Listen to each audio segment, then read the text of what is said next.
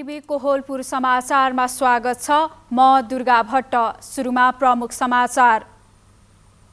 अविरल वर्षासँगै बाढी र पहिरोको विपत्ति। कालीकोटमा एकै घरका 506 जना पहिरोमा बगे। रुकुम पश्चिम र पाल्पामा 3 जनाको ज्यान गयो। देशभर अझै 3 दिन लगातार झरी पर्ने मौसम पूर्वानुमान। बाढी, डुबान र पहिरोको जोखिम क्षेत्रमा सतर्क रहन चेतावनी। नेपालमा कोरोना संक्रमितको संख्या 19,000 माथि पुग्यो। गएको 24 घण्टामा 2 साता यताकै धेरै संक्रमित, 13,875 जना डिस्चार्ज। सलहले सुर्खेतको भेरीगंगा नगरपालिका रामघाट क्षेत्रमा 40% मकै बालीमा क्षति। राहतको माग गर्दै किसानहरू प्रदेश मन्त्रालयमा। बाँकेमा धान बालीका लागि आवश्यक रासायनिक मलको चरम अभाव। आपूर्ति कम भएकोले माग पूरा गर्न नसकिएको साल ट्रेडिङको भनाई। र सुनको मूल्य लगातार उकालो लाग्दै तोलाको 1 लाख पुग्नै लाग्यो। आज प्रति तोला 98,200 रुपैयाँमा कारोबार। समाचार अब विस्तारमा। कालीकोट जिल्लामा आज बिहान आएको बाढी र पहिरोले 6 जनालाई बगाएको छ। जिल्लाको राजकोट नगरपालिका वडा नम्बर 1 बडलतोला स्थित गङ्गे खहरे खोलामा आएको बाढीले जयबहादुर शाहीको घर बगाउँदा उनी सहित उनकै परिवारका 5 जना बेपत्ता भएका हुन्। बेपत्ता हुनेमा जयबहादुरकी 15 वर्षीय छोरी सङ्गीता शाही, 12 वर्षीय कौशी शाही, 8 वर्षीय छोरा नवीन शाही र 15 वर्षीय साली अस्मिता रहेको जिल्ला प्रहरी कार्यालय कालीकोटका डीएसपी श्यामबाबु ओलियाले जानकारी दिनुभयो। बाढी र पहिरोसँगै बगेर बेपत्ता भएका 6 जना मध्ये टुके बजारमा रहेको टेके टमट्टाको घरसँगै पहिरोमा पुरिएकी 14 वर्षीय केशुरा शाहीको भने शव भेटिएको छ। उनी टमट्टाको घरमा पाहुना आएकी थिइन्। बेपत्ता भएकाहरूको खोजी भइरहेको प्रहरीले जनाएको छ। बाढीले कर्णाली करिडोर अन्तर्गत राजकोट 9 मा बेली ब्रिज पुल भाँचिएको छ भने झोलुङ्गे पुल पनि भत्काएपछि आवागमनमा बन्द भएको छ। रुकुम पश्चिमको बाफीकोट गाउँपालिका वडा नम्बर 9 स्याला खेतमा आज बिहान पहिरोले घर बगाउँदा 2 जनाको मृत्यु भएको छ। स्थानीय हस्तबहादुर सुनारको घर पहिरोले बगाउँदा 2 जनाको मृत्यु भएको प्रहरी नायब उपरीक्षक ठग बहादुर केसीले बताउनुभयो। मृत्यु हुनेमा 22 वर्षीय नवीन सुनार र 16 वर्षीय बलबहादुर सुनार रहेका छन्। पहिरोले बगाएर हराएका 2 जनाको खोजी गर्ने क्रममा पुरिएको अवस्थामा भेटिएका थिए। पहिरोले पुरिएका अन्य 4 जनाको भने स्थानीय र प्रहरीको सहयोगमा सकुशल उद्धार गरिएको प्रहरीले जनाएको छ। पहिरोमा परेर 4 वटा बाख्रा र 1 वटा कुकुर पनि मरेको बताइएको छ। यसैगरी पाल्पामा पनि वर्षासँगै आएको पहिरोले बगाउँदा 1 जनाको मृत्यु भएको छ। जिल्लाको रम्भा गाउँपालिका 1 स्थित अर्सेदीका 30 वर्षीय दिनेश अर्याललाई पहिरोले बगाएको प्रहरीले जनाएको छ।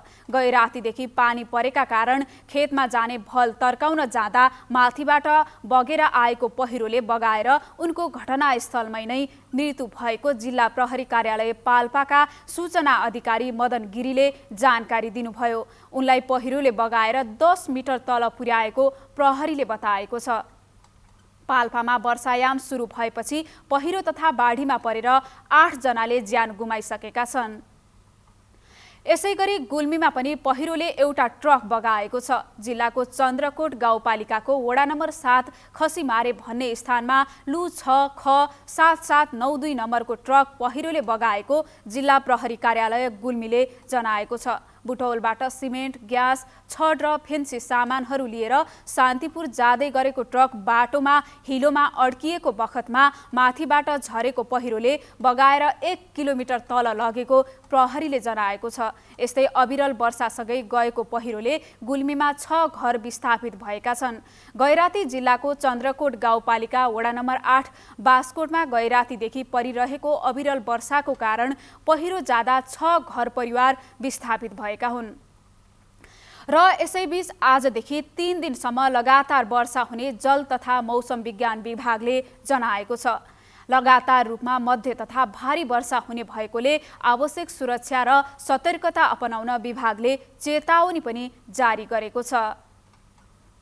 मौसमी अवस्थाको भविष्यवाणी गर्ने जल तथा मौसम विज्ञान विभाग अन्तर्गतको मौसम पूर्वानुमान महाशाखाले मेघगर्जन र चट्याङसहित भारी वर्षा हुने चेतावनीसहित आवश्यक सुरक्षा र सतर्कता अपनाउन सचेत बनाएको हो। देशका विभिन्न भागसँगै प्रदेश 5 कर्णाली र सुदूरपश्चिम प्रदेशका थोरै स्थानमा मेघगर्जन र चट्याङसहित भारी वर्षाको सम्भावना रहेको महाशाखाको अनुमान छ। मंगलबार दिउँसो देशभर अधिकांश स्थानको मौसम बदलिरही धेरै स्थानमा हल्कादेखि मध्यम वर्षा भयो। प्रदेश 5 का थोरै स्थान तथा कर्णाली र सुदूरपश्चिम प्रदेशका 1-2 स्थानमा मेघगर्जन र चट्याङसहित भारी वर्षा भयो। मंगलबार राति देशभर अधिकांश बदलिरही धेरै स्थानमा हल्कादेखि मध्यम वर्षाको सम्भावना रहेको छ। प्रदेश 5 सुदूरपश्चिमका थोरै स्थान तथा कर्णाली प्रदेशको 1-2 स्थानमा मेघगर्जन र चट्याङसहित मंगलबार राति भारी वर्षाको सम्भावना छ। यसैगरी बुधबार पनि प्रदेश 5 कर्णाली र सुदूरपश्चिम प्रदेशका केही स्थानमा भारी वर्षाको सम्भावना रहेको छ। यसैगरी बिहीबार प्रदेश 5 र सुदूरपश्चिम प्रदेशका थोरै स्थानमा भारी वर्षाको सम्भावना रहेको छ। बिहीबार नै राति देशभर साधारणतयादेखि अधिकांश बदलिरहेको स्थानमा हल्कादेखि मध्यम वर्षाको सम्भावना रहेको छ भने प्रदेश 5 का 1-2 स्थानमा भारी वर्षाको सम्भावना छ। भारी वर्षासँगै नदीहरूमा जलसतह बढ्न गई नदी आसपास र तटीय क्षेत्रमा बाढी र डुबानको समस्या हुन सक्ने भन्दै सतर्कता अपनाउन बाढी पूर्वानुमान महाशाखाले अनुरोध गरेको छ।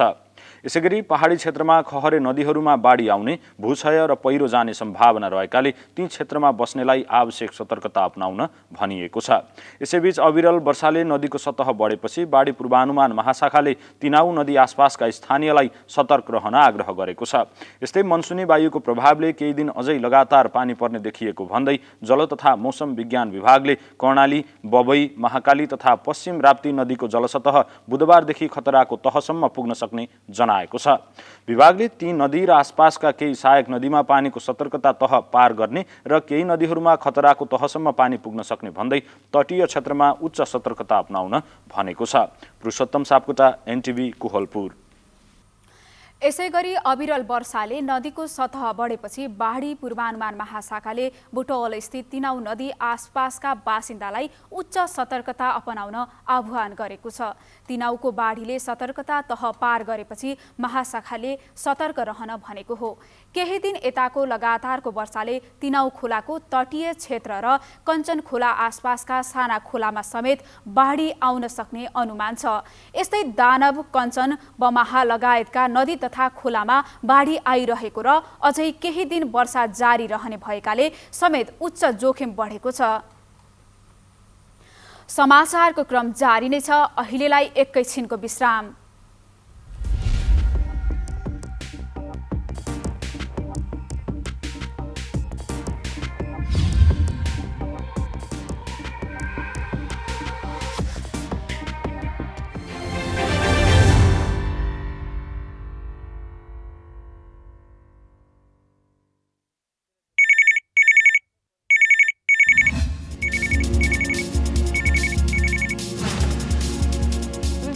Every Saturday after 5 p.m. news only on NTV Kohalpur.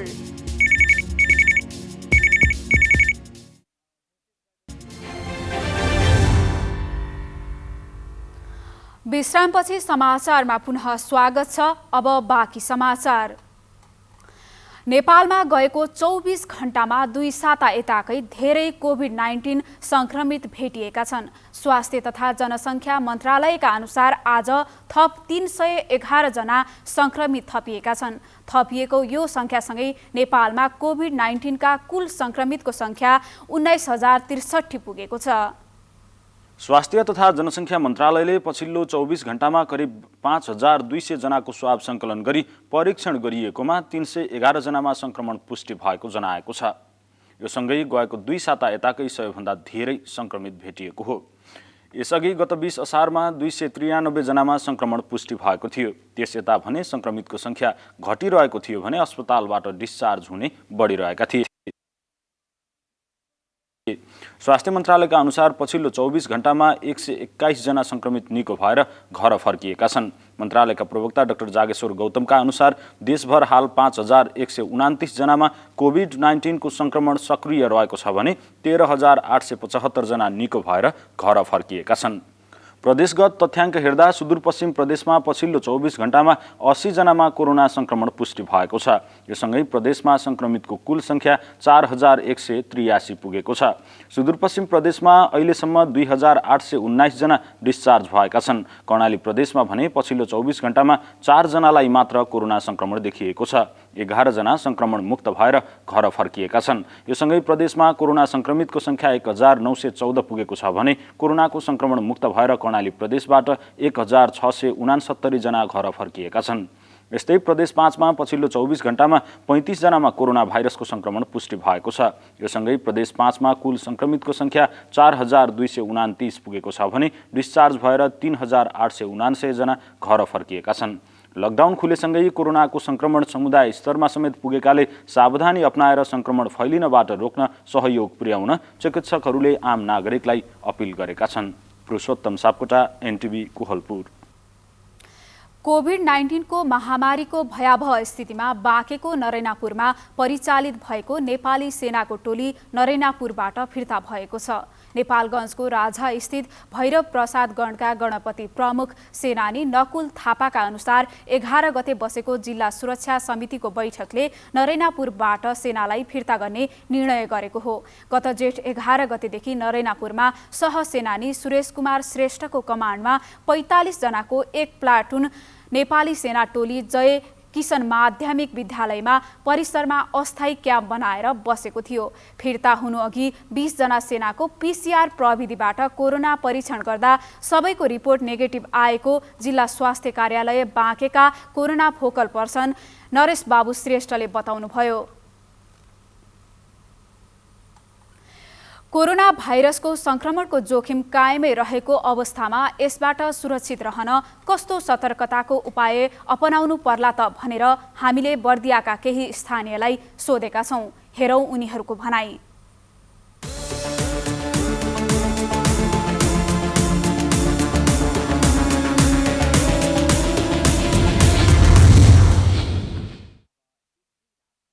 सरकारले लकडाउन खुले तापनि हामीले सेनिटाइजरहरूको प्रयोग गर्ने सकेसम्म अनि मास्कहरू अनिवार्य रूपले घरमा र घरभन्दा बाहिर बस्ने बेला मास्क अनिवार्य रूपले लगाउने र बाहिर जानु परेछ भने एकदमै आफूले सुरक्षित साथ आफूले सावधानीपूर्वक कोरोनाबाट बस्न र बचाउनको लागि हामीले लाग्न अझ पनि जरुरी छ। जस्तो अब कोरोना भाइरसको बारेमा भन्न पर्दा घरबाट बाहिर निक्लँदाखेरि आफू सुरक्षित हुनको लागि मास्क लगाउनु पर्यो र सेनिटाइजरले बेला बेलामा हातमा घस्ने र यदि साबुन उपलब्ध हुन्छ भने मिची फिँज आउने गरेर हात साबुन पानीले सफा गर्ने र 2 मिटर दूरी कायम गरेर एकअर्काबाट चाहिँ बस्ने। अब अहिले कोरोनाको लकडाउन समाप्त भइसकेको अवस्था भए पनि कोरोनाको प्रभाव यस किसिमले बढेकै देखिन्छ। यो अवस्थामा घरबाट बाहिर निक्लिँदा मास्कदेखि लिएर धेरै कुराहरू चाहिँ अब सेनिटाइजर लगायतका कुराहरू आफूले चाहिँ प्रयोग गरेर हिँड्नुपर्ने चाहिँ हुन्छ।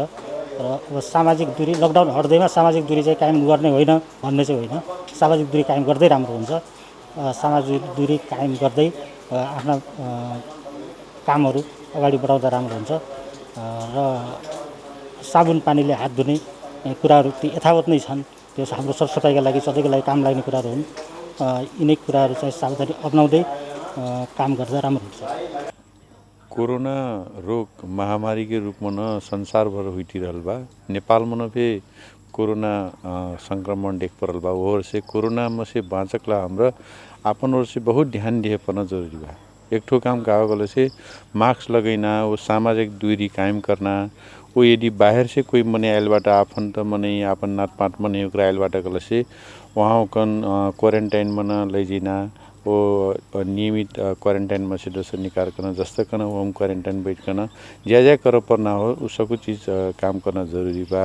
र हामी घरबाट बाहिर कुनै कार्यक्रममा जाँदाखेरि सेनिटाइजर प्रयोग गर्ने र गाडीको सवारीमा चाहिँ छुट्टा छिट्टै सिट प्रयोग गर्ने, मास्क लगाउने र कार्यक्रममा पनि नजिक नभइकन अलि टाढा बसेर धेरै मान्छेहरूसँग हात नमिलाउने, कसैसँग नि हात नमिलाउने र कसै मान्छेसँग गाडीमा उत्रियो र चढ्दा पनि सेनिटाइजरहरू प्रयोग गरेर त्यसलाई सुरक्षित तरिकाले यो कोरोना भाइरस कसैबाट कसैमा नफैलियोस्, भरसक छिटोभन्दा यसलाई कन्ट्रोल गर्न सकियोस् भन्ने भावनाको लागि हामी चाहिँ दिनरात रहेका छौँ। यो लकडाउन खुल्यो भन्दैमा हामी चाहिँ अहिले चाहिँ सबै कुरो सम्पन्न भयो भनेर बुझ्नु चाहिँ हुँदैन। हामी चाहिँ सामाजिक दूरी लगायतका आफूले व्यक्तिगत रूपमा अपनाउनु पर्ने सामाजिक सुरक्षाका कुराहरू, आफ्नो सुरक्षाका कुराहरूलाई चाहिँ हामीले चाहिँ अवलम्बन गर्नैपर्छ। सामाजिक दूरी कायम गर्ने, मास्क लगाउने, सेनिटाइजर प्रयोग गर्ने भन्ने कुराहरूलाई र भिडभाडको अवसरलाई चाहिँ हामीले चाहिँ धेरै भिडभाड नहुने, जमघट हुन नदिने भन्ने हिसाबले चाहिँ हामीले त्यो उसलाई चाहिँ कायम गरेर अगाडि बढ्नुपर्छ।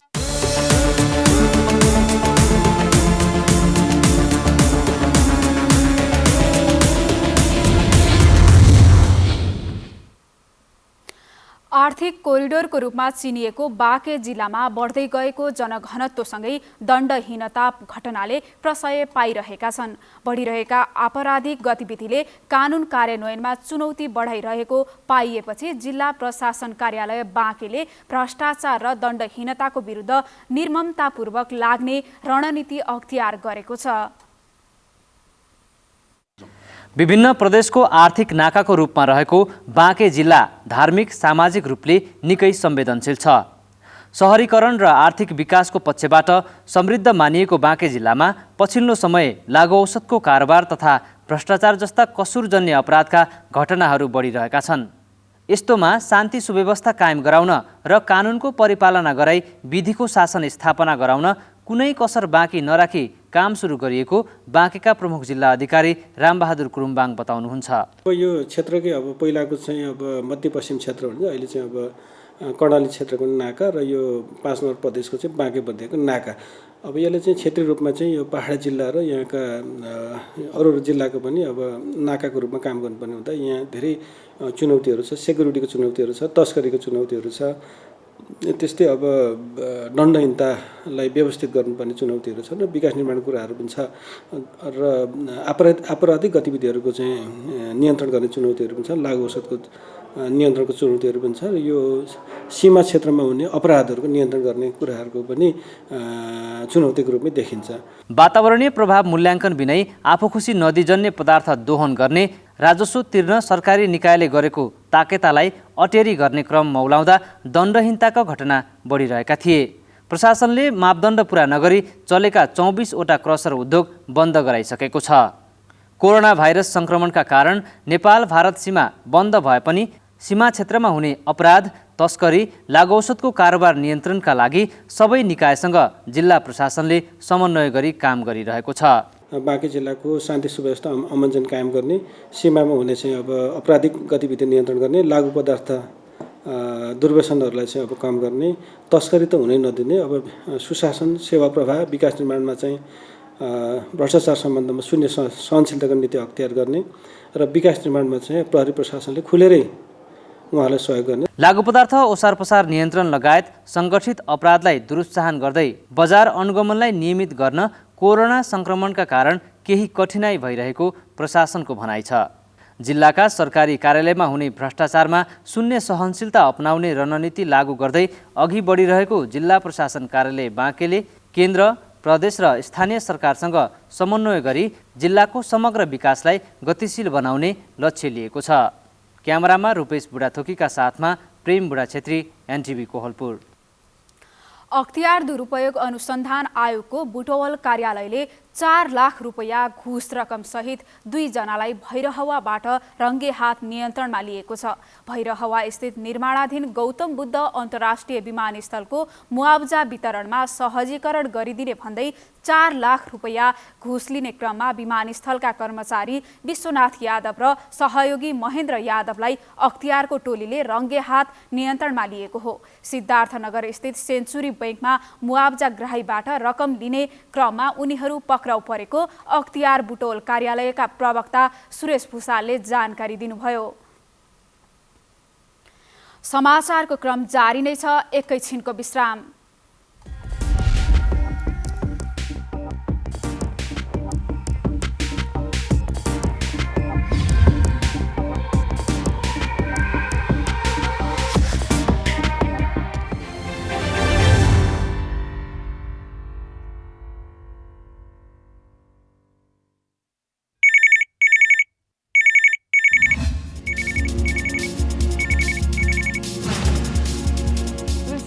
every Saturday after 5 p.m. news only on NTV Kohalpur.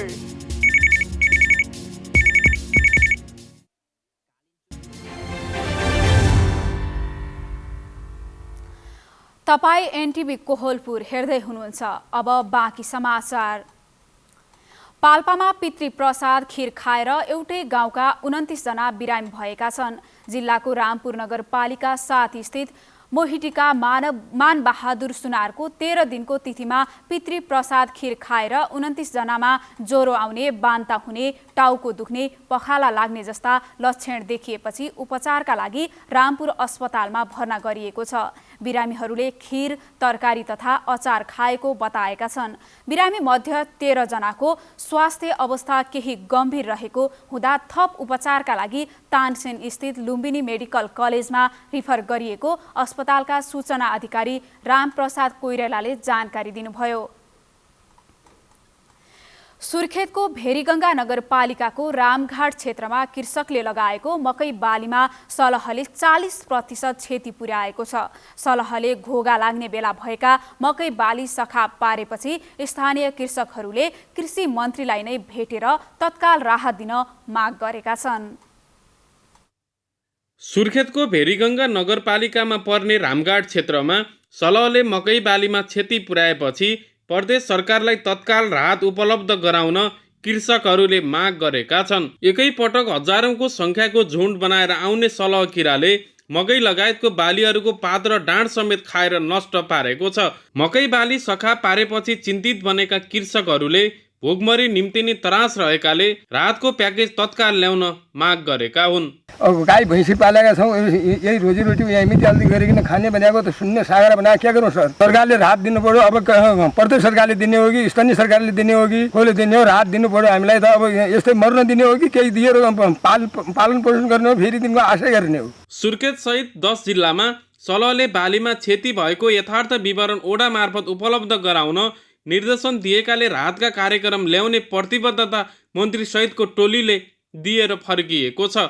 कुन कुन ठाउँमा पर्यो, कति पर्यो भनेर लिन्छौँ र त्यसपछि मात्रै हामी अब क्याबिनेटले नै निर्णय गर्नुपर्छ। यसका लागि मन्त्रालयले रिपोर्ट दिने र रिपोर्टको आधारमा क्याबिनेट निर्णय गरेर किसानलाई जोस् यो भोग यसै पनि भोगमरीको अवस्था आउने नै भइहाल्यो, यो सबै सिद्ध्याइरहेछ।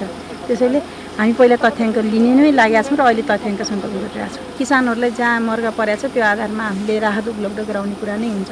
प्रारम्भिक विवरण अनुसार दैलेखमा 190 र सुर्खेतमा 100 हेक्टर बालीमा क्षति पुर्याएको कृषि विकास निर्देशनालयले जनाएको छ। सामान्य अवस्थामै भोगमरी हुने कर्णालीमा सलहले बालीमा क्षति पुर्याएपछि भोगमरी हुने खतरा रहेकाले मन्त्रालयले तत्काल राहतको प्याकेज घोषणा गर्न आवश्यक रहेको कृषि विज्ञहरूको सुझाव छ। सुशील खड्का, नेपाल टेलिभिजन, कर्णाली प्रदेश, रामघाट, सुर्खेत।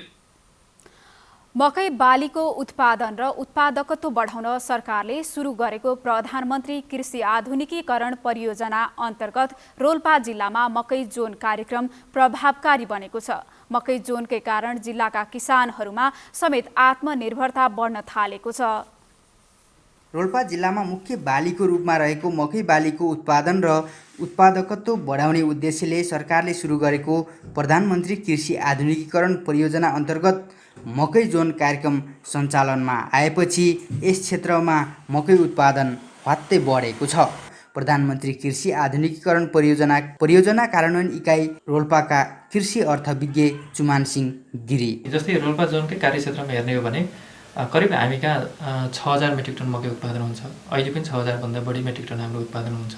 र पहिलेको सुरुको अवस्था जोन आउनुभन्दा अघिल्लो अवस्था हेऱ्यो भने करिब 2.8 करिब 3 मेट्रिक टन पर हेक्टर उत्पादन थियो भने अहिले हामी कहाँ 5.8 प्रति हेक्टर उत्पादन पुगेको अवस्था छ। यो अब हाम्रै इनपुट पनि हो र विभिन्न यहाँका स्थानीय तहहरू र कृषिसँग सम्बन्ध विभिन्न पक्षहरूको जुन उहाँहरूको चाहिँ मकै खेतीमा जुन उहाँहरूले चाहिँ सहयोग गर्नुभएको छ किसानहरूलाई, त्यो उहाँहरूको पनि लगानी प्लस हाम्रो लगानीले यति चाहिँ हामी उत्पादन चाहिँ बढाउन सफल भएका छौँ। आयोजनाले हालसम्म रोल्पाको 3वटा स्थानीय तहका 14वटा वडामा कार्यक्रम सञ्चालन गरिरहेको छ। रोल्पा नगरपालिकाको 10वटै वडा, सुनिल स्मृति गाउँपालिकाको 1, 2 र 3 नम्बर वडा र त्रिवेणी गाउँपालिकाको 7 नम्बर वडामा मकै जोन कार्यक्रम सञ्चालन भइरहेको छ। मकै जोन कार्यक्रमले हाल सिँचाइ आयोजना निर्माण, मकैको बिउ, मल र कृषि प्रविधि प्रयोगमा सहयोग गर्दै आएको छ।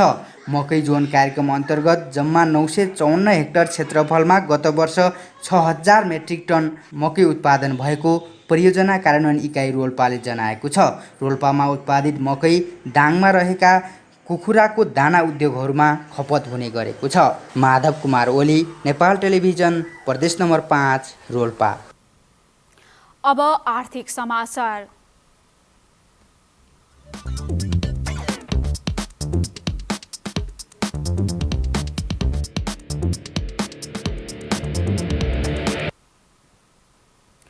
बाँकेमा धान बालीका लागि चाहिएको रासायनिक मलको यस वर्ष पनि चरम अभाव देखिएको छ। नेपालगञ्ज स्थित कृषि सामग्री कम्पनी लिमिटेड र साल ट्रेडिङ कर्पोरेसन लिमिटेडले कृषकलाई समयमै पर्याप्त मात्रामा मल उपलब्ध गराउन सकेको छैन।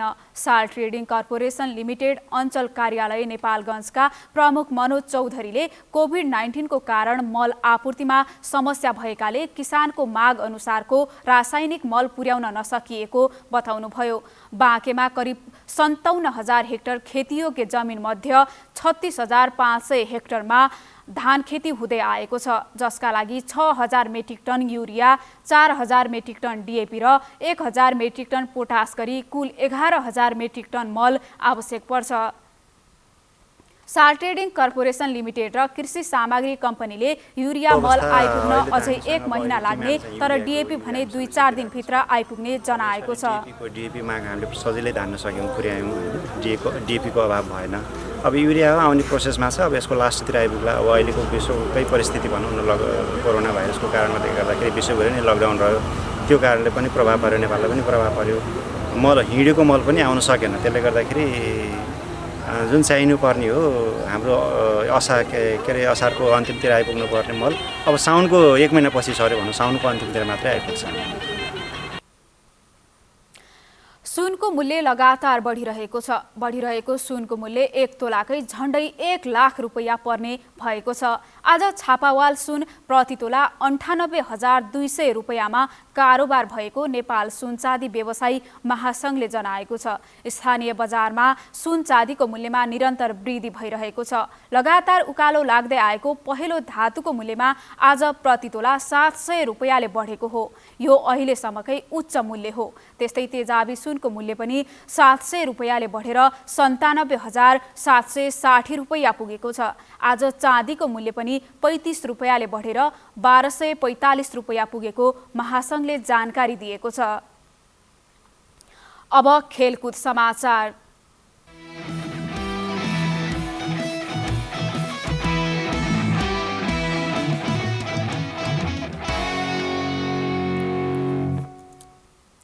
राष्ट्रिय खेलकुद परिषदको सदस्य सचिव पदमा रमेश कुमार सिलवाल पुनः नियुक्त हुनुभएको छ। मन्त्री परिषदको हिजोको बैठकले सिलवाललाई 4 वर्षका लागि खेलकुद परिषदको सदस्य सचिवमा नियुक्त गरेको हो। नयाँ खेलकुद विकास ऐन 2077 कार्यान्वयनपछि स्वतः खारेज भएको सदस्य सचिवको पदमा पहिलो पटक खुल्ला दरखास्त आह्वानबाट सिलवाल दोस्रो पटक सदस्य सचिव बन्नुभएको हो।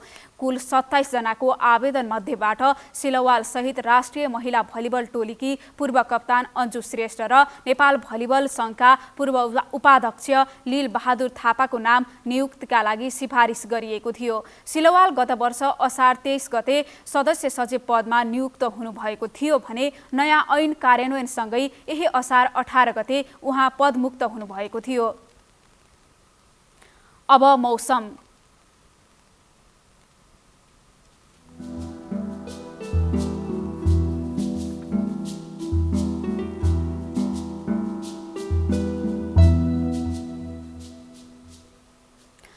मनसुनी वायुको प्रभावका कारण आगामी 3 दिनसम्म देशभर धेरै स्थानमा मेघगर्जन र चट्याङसहित भारी वर्षाको सम्भावना रहेको जल तथा मौसम पूर्वानुमान महाशाखाले जनाएको छ। आज राति प्रदेश 5, कर्णाली र सुदूरपश्चिम प्रदेशका केही स्थानमा मेघगर्जन चट्याङसहित भारी वर्षाको सम्भावना रहेको महाशाखाले जनाएको छ। अब मौसम सम्बन्धी थप विवरण।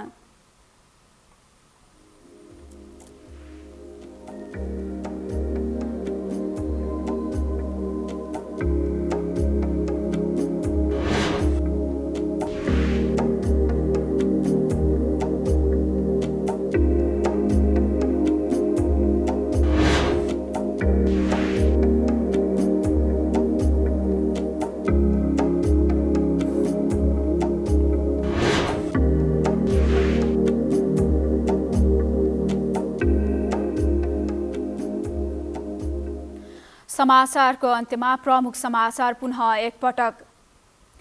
अविरल वर्षासँगै बाढी र पहिरोको विपत्ति। कालीकोटमा एकै घरका 5 सहित 6 जना पहिरोमा परे। रुकुम पश्चिम र पाल्पामा 3 जनाको ज्यान गयो। देशभर अझै 3 दिन लगातार झरी पर्ने मौसम पूर्वानुमान। बाढी, डुबान र पहिरोको जोखिम क्षेत्रमा सतर्क रहन चेतावनी। नेपालमा कोरोना संक्रमितको संख्या 19,000 माथि पुग्यो। गएको 24 घण्टामा 2 साता यताकै धेरै संक्रमित, 13,875 जना डिस्चार्ज। सलहले सुर्खेतको भेरीगङ्गा नगरपालिका रामघाट क्षेत्रमा 40% मकै बालीमा क्षति। राहतको माग गर्दै किसानहरू प्रदेश मन्त्रालयमा।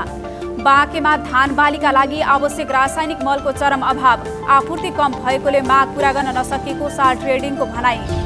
र सुनको मूल्य लगातार उकालो लाग्दै तोलाको 1 लाख पुग्नै लाग्यो। आज प्रति तोला 98,200 रुपैयाँमा कारोबार।